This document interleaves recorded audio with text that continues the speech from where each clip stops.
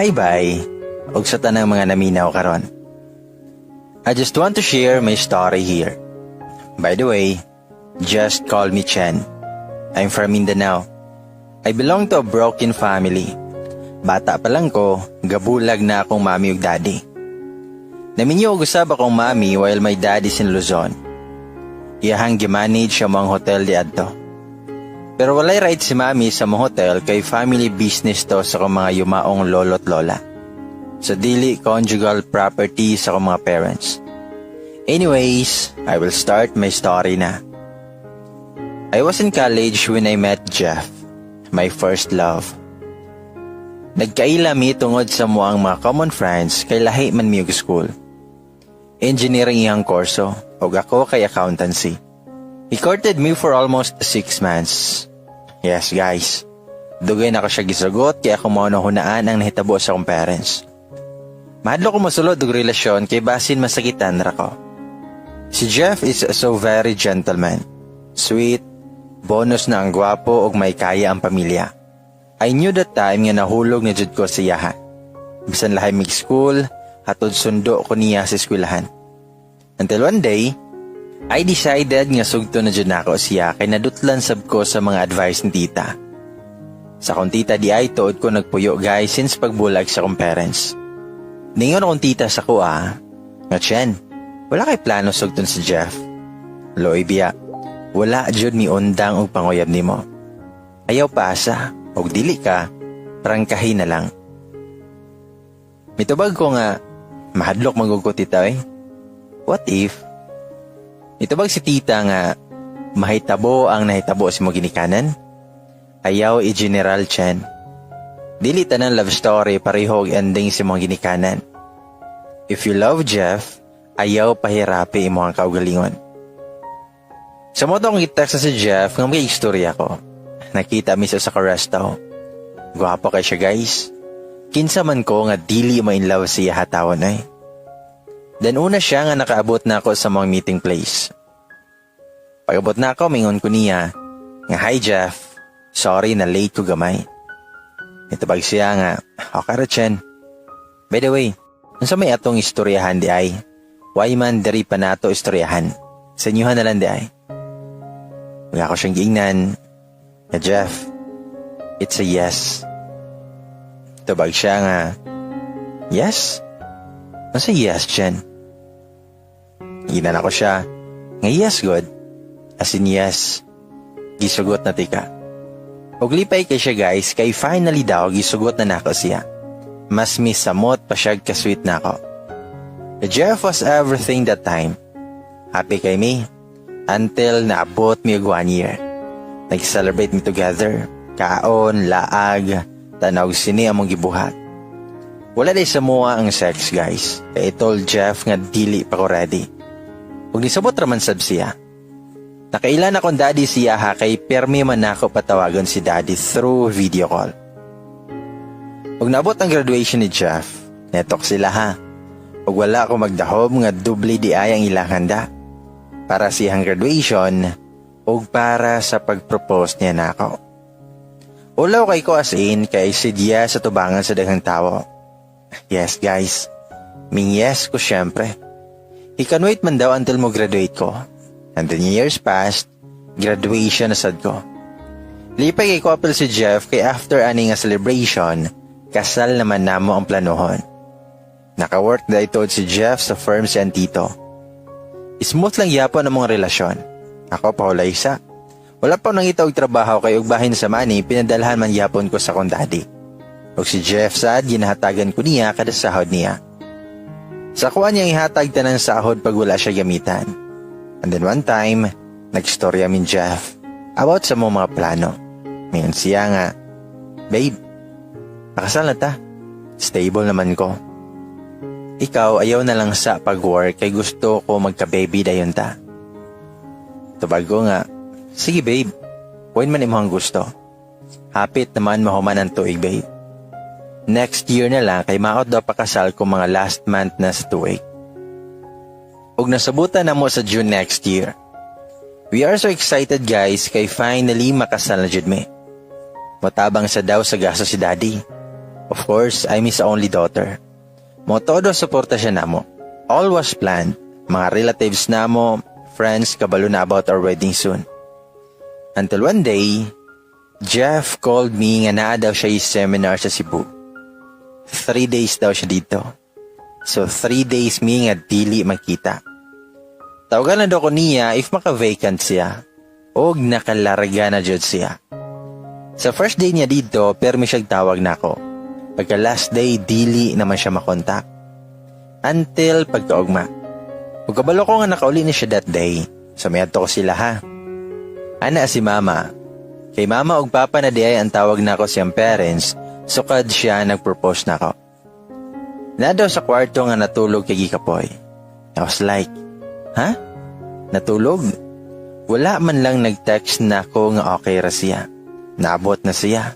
Uguban pa. Dilingon ana nga Jeff ako nailhan. Sa moto akong giadto siyang kwarto. Tulog jud kay siya. Pero ako adyapon siyang gipukaw kay gimingaw kay kuniya. Dayon nakurat siya pagkakitaan ako. Siyang giingnan nga makapangutana ka babe bogas. Basta nalimot ya kinsa ko. Ako lang naman imong fiancé. Siyempre nabalaka ko kay wala man ka nagparamdam. Mintubag siya nga, sorry babe, I am tired, ang low bat ko. Wala pa na-charge akong phone. Pauli na sa dito babe, I will rest muna. Okay? Mintubag ko nga, babe, okay ta? Kalain, igihan naman ko nimo. Wala kumaanan. Mitubag siya nga kapoy lanjud ko no siya. Medyo galibog ko guys, pero wala ko nahimo. Miuli ko nga murag wala sa kagalingon kay murag lahi manggod siya. Dili siya ingon ana. Jeff always make time for me. I am his priority. Until nabot na sa kasimana, wala na di siya nag-text or nag-call man lang nako. Mura kog buang nga sige tawag nga dili niya tubagon. So I decided not to disturb him basin busy lang dyan siya kaayo. Mangula siya time nako. Sabton lang sa nako siya. Until one night, I received a text from him saying, I'm sorry babe. Can we talk? So nakikita ko niya. Dito iyang gusto sa private resort siyang best friend kaya wala daw disturbo. Nakulbaan ko sa mong istoryahan ang anong nag-sorry siya. So nabot ako sa resort ug naa na siya dito. Looy kay ginawa kong fiancé. Feeling na ako, dako kay problema. Pagabot na ako, gigakos ko niya goot. Ako siyang giingnan. Nga I miss you so much babe. What happened? Nganong dugay kagapakita? Ansay problema? Mintubag si Jeff nga, I know that I love you so much babe. Ikaw ra. Walay laing bayi nga makapuli si mong dapit. Tubag ko nga, unsa man ka? Unsa man na imong gipangyaw-yaw babe? I don't understand. Then mingon siya nga, babe, remember Jazz? Si Jazz di ay kaihang classmate niya pag college o aware ko nga like niya si Jeff. Tabag ko nga, yes, what about her? Tabag si Jeff, nagkakita mi sa Cebu. Actually nahumandrag 2 days sa mong seminar. Pero wala akong muli dayon kaya nagigbanding ako sa kabarkada sa college. Si Ralph, o kuyog sila ni Jazz. May tabag ko nga, wala man ligi ka mo sulti na ako babe nga galaag paday ka. Mitubag siya while gahilak. I'm sorry. But that's not the issue her babe. It's about me and Jazz. Tubag ko niya, Jeff, unsa ba? Please direct to the point, okay? Ayaw ko pakulba eh. Mitubag si Jeff na, naay nahitabo na mo Jazz. But we are drunk babe. Wala ako kabalo sa naitabo. Kubugay ko kung matana ko na anak ko siyang apartment o kubo na minduha. Gisulti na ako ni Nimo para inikasal na to wala ko gitago ni mo babe. I'm sorry. Please wala na ako tuyo ha. Hubog ko babe. Dayon milupad akong gamot siyang nawong. Awag ako siyang giingnan. Nga maoba na ang rason nga cold ka na ako past few days katong gikan kag Cebu. Babe, gatarong ko nimo. Galikay ko sa mga butang nga pwede makaguba na to. Nganong ikaw dili nimo kaya? Mitubag siya nga, Dili ko cold nimo, babe. It's just that lang nga naulaw ko sa nabuhat na ako. I am so sorry. Ipadayon na to ang kasal, babe. Please, love, kaayo ti ka. Mitubag kong walay kasal mahitabo, Jeff. Then grabe na nakong hilakan eh. Nagpakuloy kay siya og miluhod siya sa kong tubangan. Para ako siyang giingnan nga barog diha, ayaw pagludluhod. Nakasala na gani ka karon nga di patakasal. Unsa na ka if makasal na ta? Mas labawng sakit, Jeff. So I am sorry also nga di nako pakasal nimo.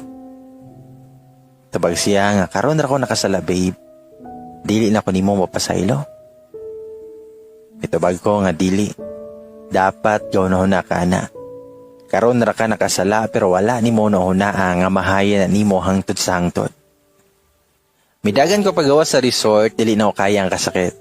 Pila ka days nga permi tawag og text si Jeff nako pero never ko nag-reply.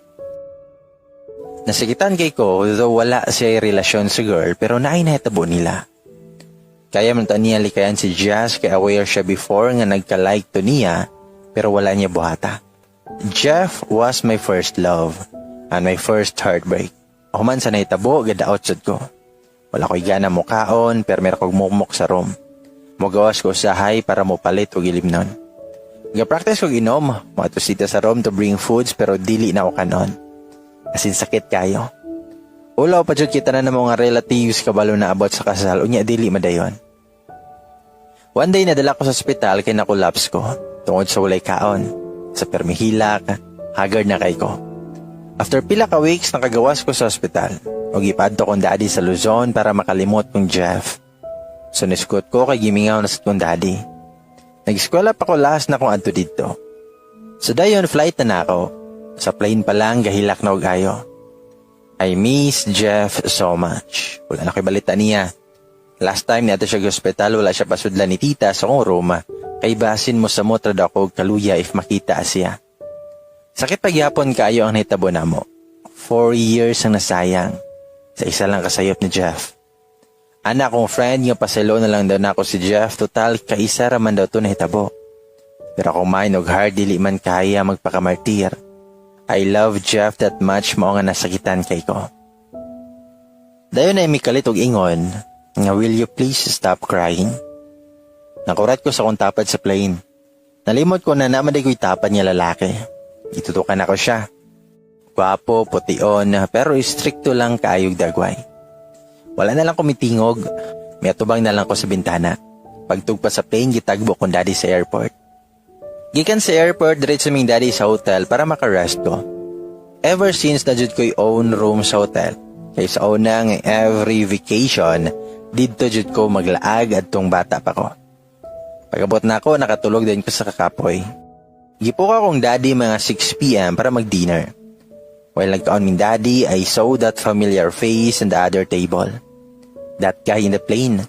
So naday siya gistay sa mong hotel. Bahala siya. Istrikto pod siya.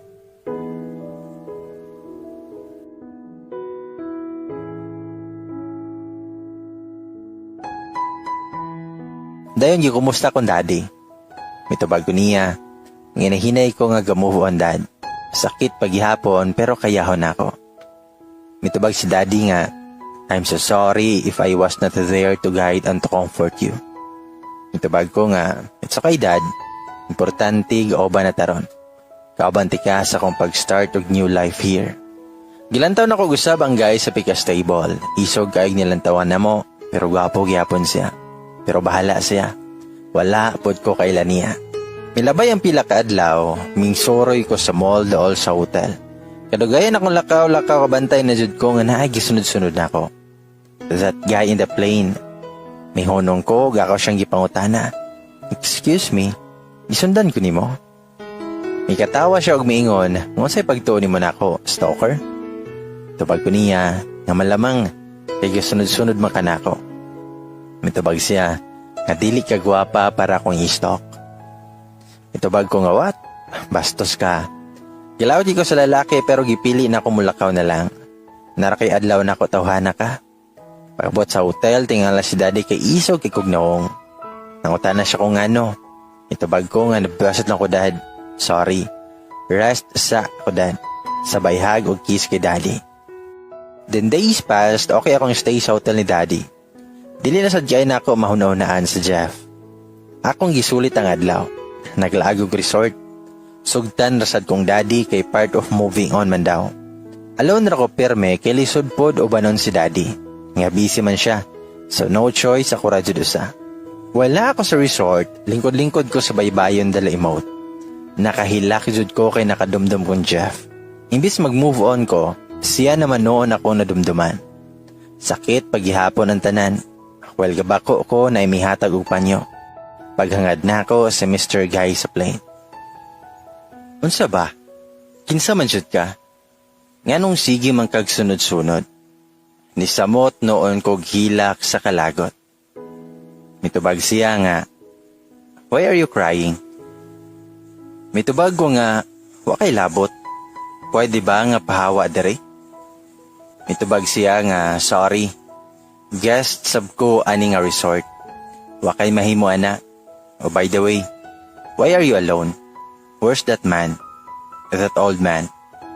Mitubag ko nga, unsa? Unsa man ang gipangyaw-yaw nimo? Mitubag siya nga, kapit ka rin pala sa patalim. Wala kayong pinagkaiba. Pati matanda, papatulan. Dito na ko na-realize nga gatuo siya uyab na ko akong daddy. Nabuisit kay ko. Ako asyang gisagpa. Huwag ako siyang giingnan nga you don't know me. So stop acting you knew my story. Stop following me. Okay? After that incident, may uli ko sa hotel pagkaugma. Ug wala na nako nakita ang lalaki sa hotel. Pagkagabi na nag-text akong cousin, ang si Kuya James. Makikita daw siya kay dugay na mi nga wala gakita. Anak ni siya sa iso ni daddy. So pag-ugma dayon gakita mi sa mall. Gitreat ko niya gaon o gisyapingan. Kay bag-o man siya nga naog sa barko, mauto nga na marayig ko. After adto, gihatod ko niya sa hotel. Pag-abot na ko sa hallway, nakita na ako ang lalaki. Wala pa dahil siya ni check out. Masay drama sa life aning tawhana sa hotel kapuyo. Dugay naman ni siya dere. Ngayon siya nga, new guy naman sa lagi. Sumura ang old man. Ako na siyang giisnab og diretso kog lakaw kay wala na ko siya paminawa. Gaduda na po siya nga uyabing Kuya James. Aha kayo nga lalaki dyan. Wala na ko sa akong room na inanuktok. Pag open ako, siya man, hanggang ngisi. Pagmingon ko nga, excuse me. Pagmingon siya nga, by the way, I'm Tyrone. Can I come in? Mitubag ko nga, who cares? O ako'y labot kinsa ka. Pahawa dere kay busy ko. Mitubag siya nga, is he inside? I mean, the old man?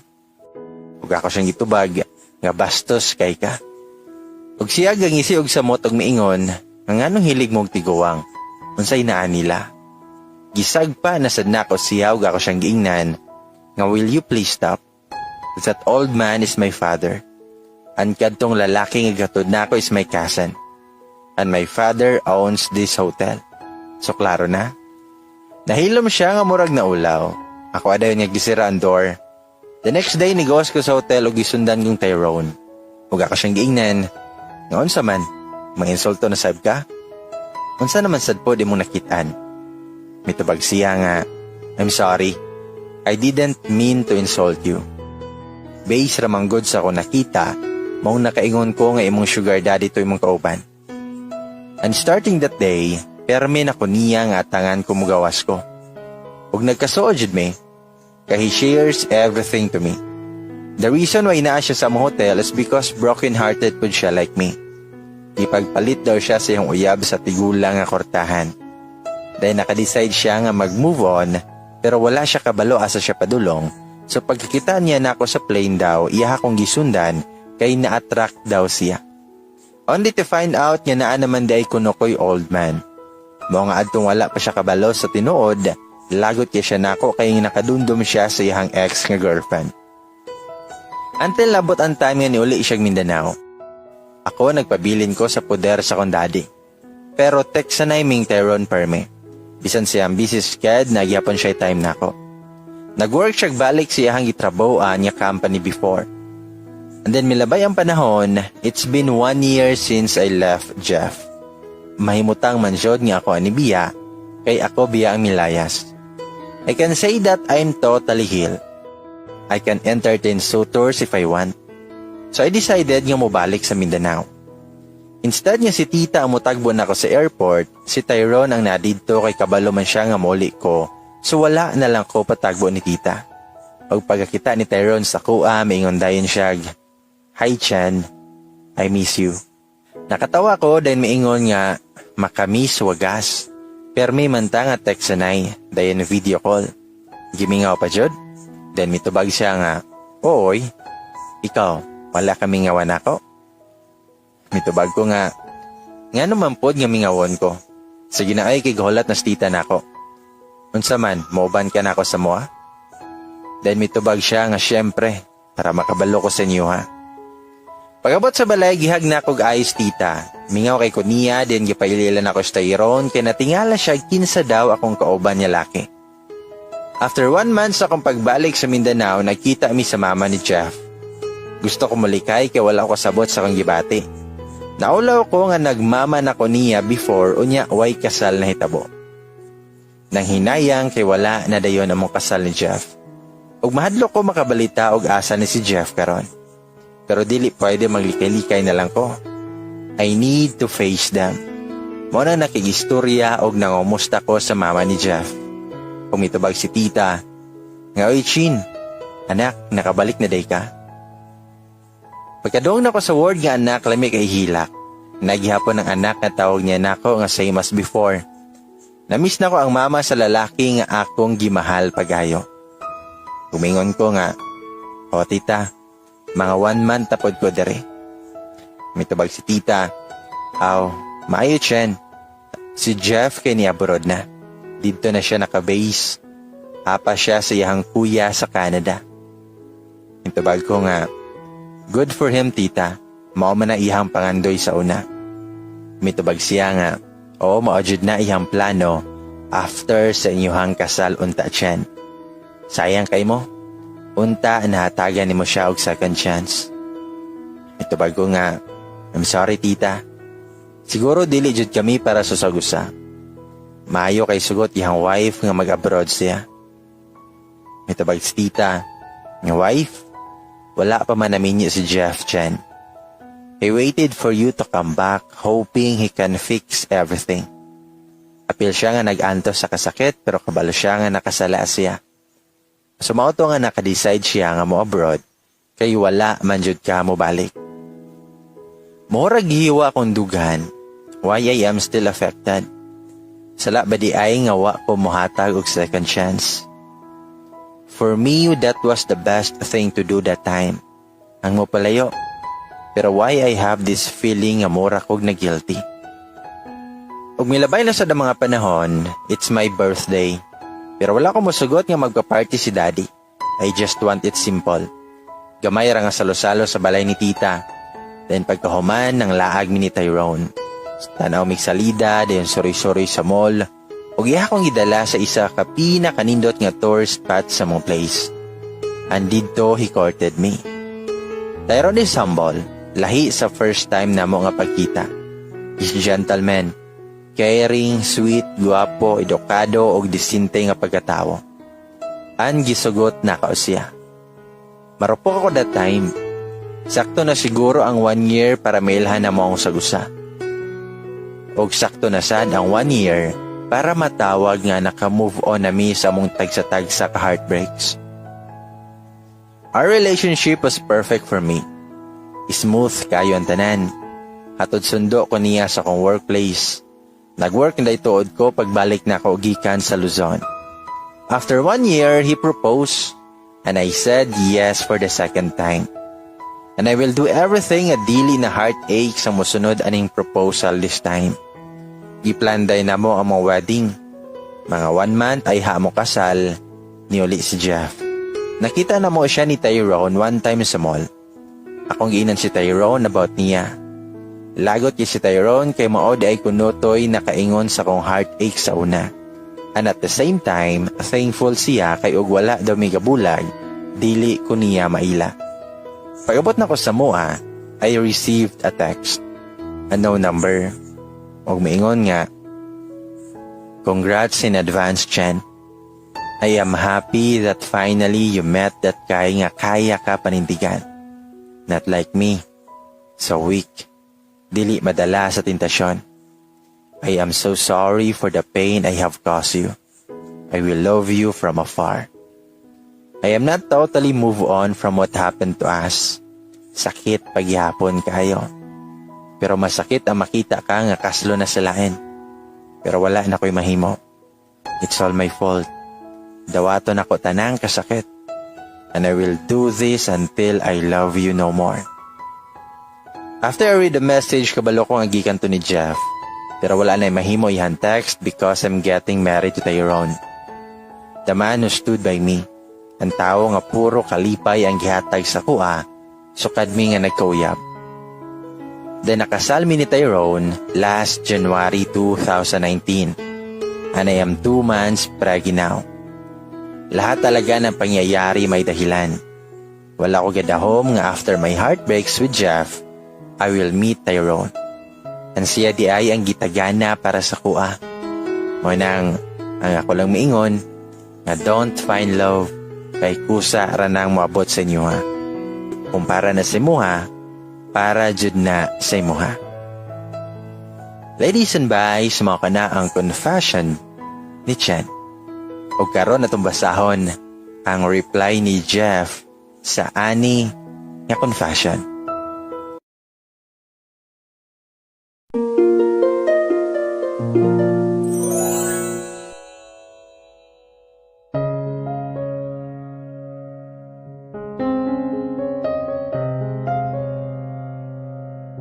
Hi ladies and boys, og sa tanang mga listeners.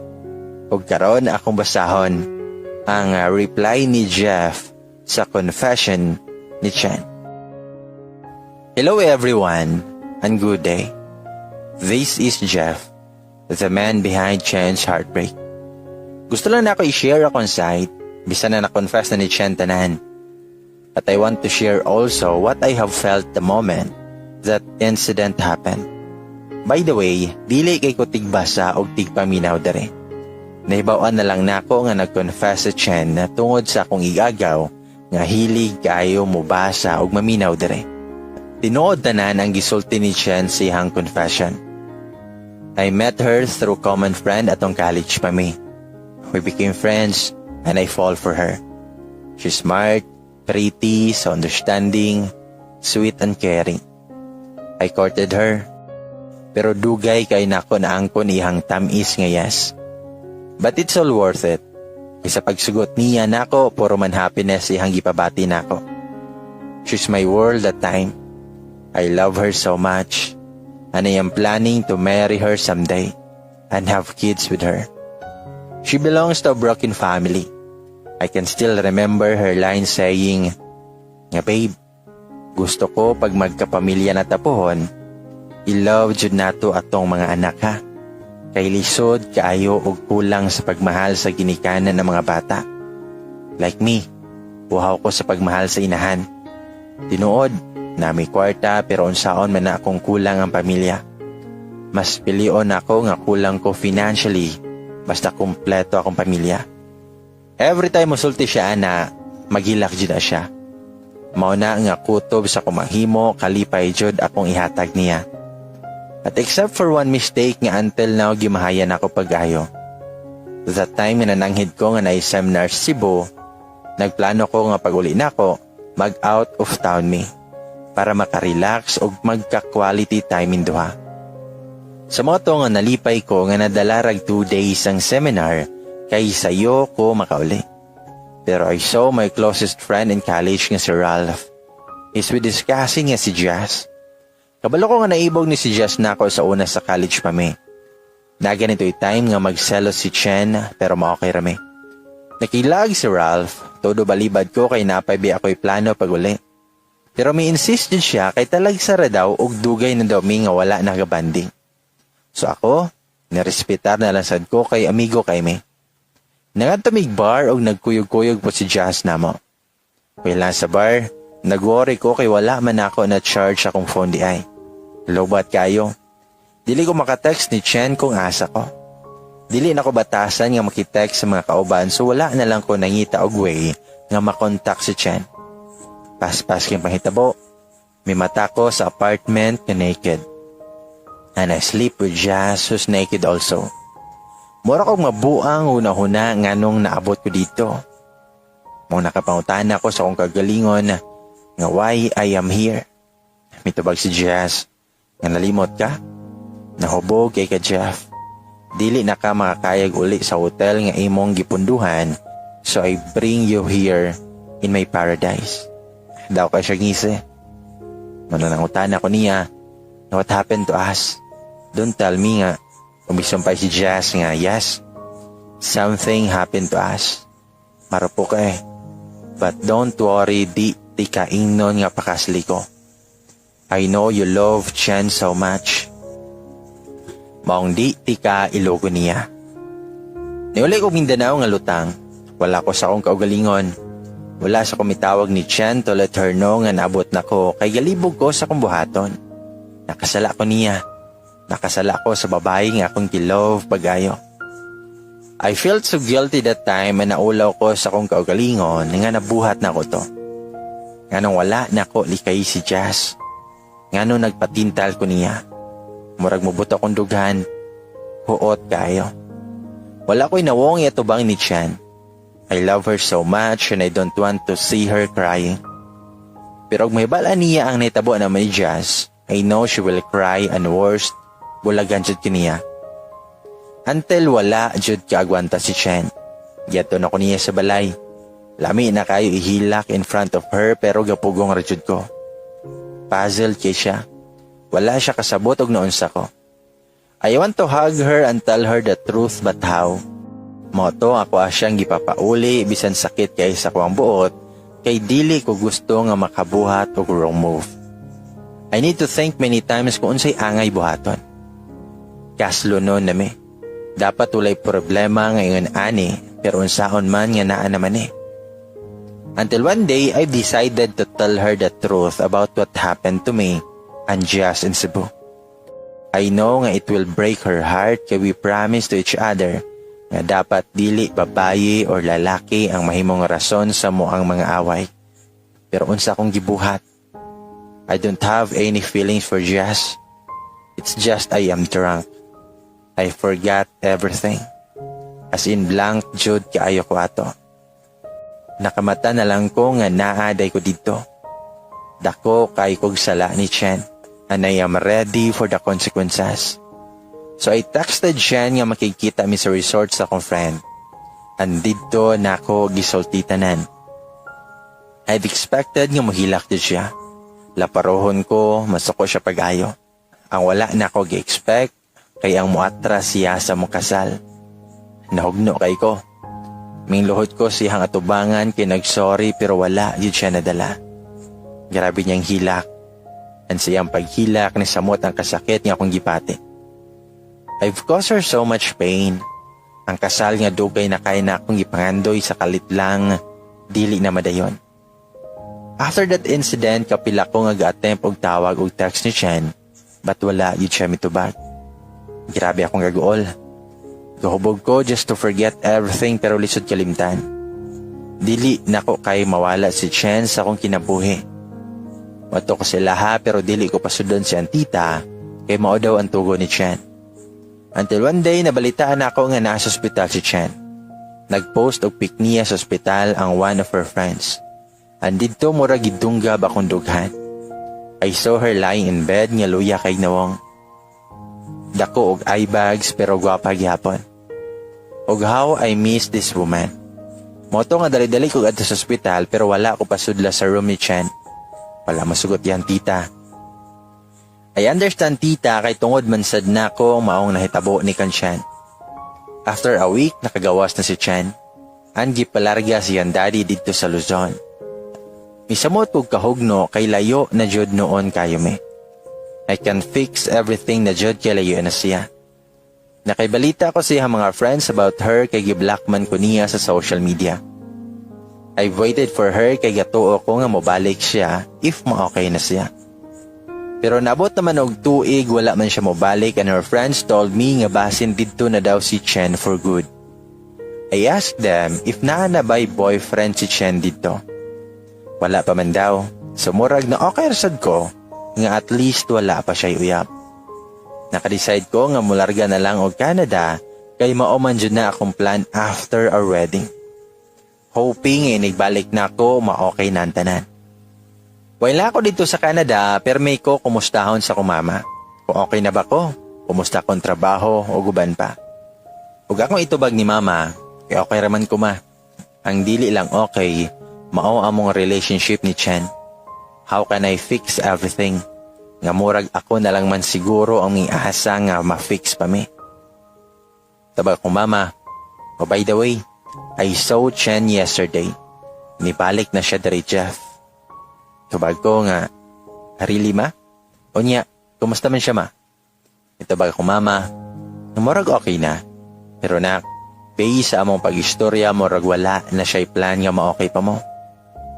Dayon kalit lang nga nitulo kong luha pagkadog na ako sa giingon ni mama. Pero niasa Japon ko nga one day, everything will be okay. Muli ko inigmahuman akong kontrata. Kung need nga magludluhod ko sa nga tubangan, buhaton ako. Mabalik lang na ako ang babayi nga gimahal na ako pagayo. Until one day, isa ka balita nga nabot na ako. Balita nga nakapahilak na ako tibok adlaw. Chen is getting married with someone else. Wala na may pag-asa kay kaslo naman siya. Dili o kadawat, sakit kayo. Timing kay muli ay napod ko. Gusto na ako makita si Chen and makaistorya aya siya kaslon. Pagabot na ako sa Pinas, gusto kaayo sa kumbuot nga doon siya sa ilaha. Pero ingon si mama nga dili maayo, kay naa na daw dito iyang husband to be. Basin magubot pa daw hinoon. Masamot og kasako si Chen ako. Until I saw her unexpectedly sa mall. Pero na siya'y kuyog laki. So I conclude nga mo to iyang pamanhunon. Guwapa kay si Chen. As usual, and makita na ako nga happy kayo siya. Wala ko muduol, igor ako galantaw niya, og nakita sad ko niya. Walay reaksyon niyang nawong pagkita na ako. I still saw that hatred in her eyes. Kadako na kong tanga nga nabuhat og dili maayo nga mo'y nahimong rason nga nawala na ako ang usa sa pinaka-importanteng babayi sa akong kinabuhi. When I got home, I texted her. Mayo gani kay mihatag number iyang amiga. Gi-congratulate na ako siya in advance. Sakit ya kong dughan while typing those message. Maybe I will let her go.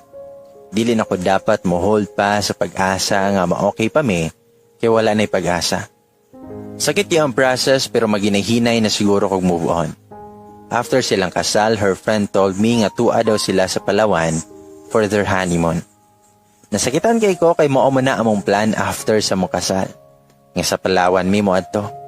Sakit na lang kaayo kay dili na ako yang kuyog.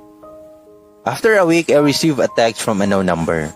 Mga giingon kay, "Hi Jeff, if this is Jazz, I just want to ask apology for everything Jeff. Sa akong nabuhat nga may rason sa nahitabo ninyo ni Chen. Maybe it's the right time to tell you everything. Bisan sa nahitabo, wala man gihapon ka makuha. Oo, nagbulag mo Chen pero in love man gihapon ka niya. Wala man gihapon ka mulingin ako. Jeff, ang tinuod, wala may nahitabo nato." Pagbasa jud nako sa naka-caps lock, mingsiga ko mata og nag-reply ko niya dayon. Ako siyang giingnan, "Unsa ni? Part Japanese imong kagaga, Jazz?" Tubag siya nga, "No Jeff, tinuod nga walay nahitabo nato." "Oo, gituyo ko rato kay nagpicture ko. Kaya kuha untang isend ni Chen para biyaan kaniya. I really love you Jeff, o nabuhat na ko to. Pero nabalitaan naman ako nga bulag na mo, so wala na lang ko ga-effort nga mag-send." Itubag ko nga, "An kabalo ba ka sa rason nga nung gabulag mi? Because I told her sa nahitabo nato, niya buhat-buhat ramday to nimo tanan.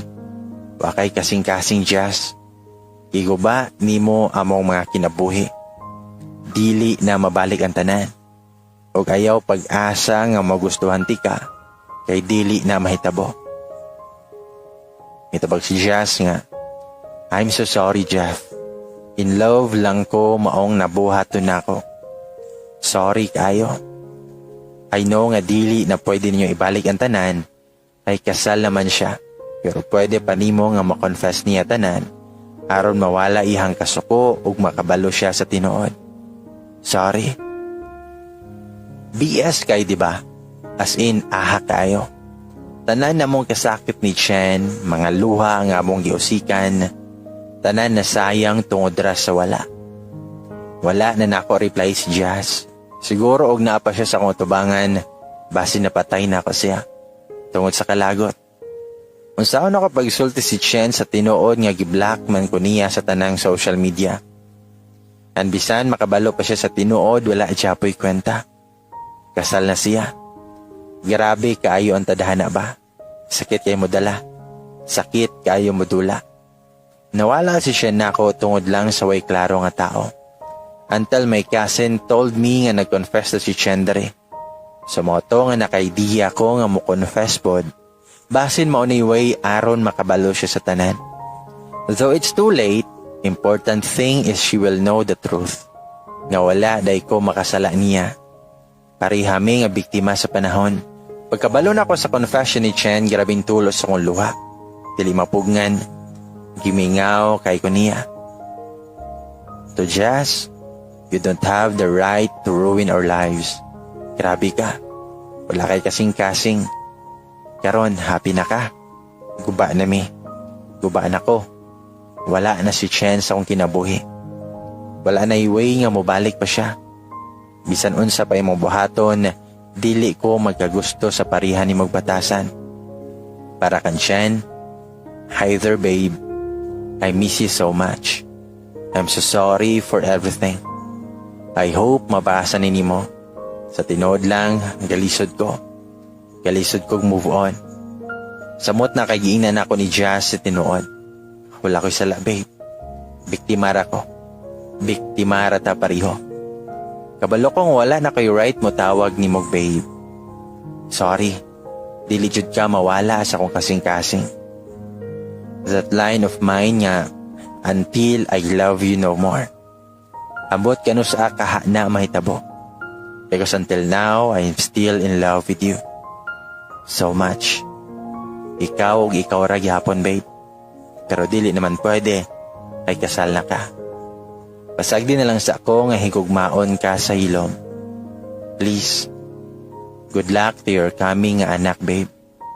Punta, baby girl na. Kay mo ba na imong gusto nga baby girl lang una ni mong anak. Maybe we're not meant for each other, mao nahitabo ni tanan. Whatever the reason why it will happen, we do hope we will understand it in the future. Hope to see you soon. Amping biya pirme. Thank you kaayo using yan Freedom Board.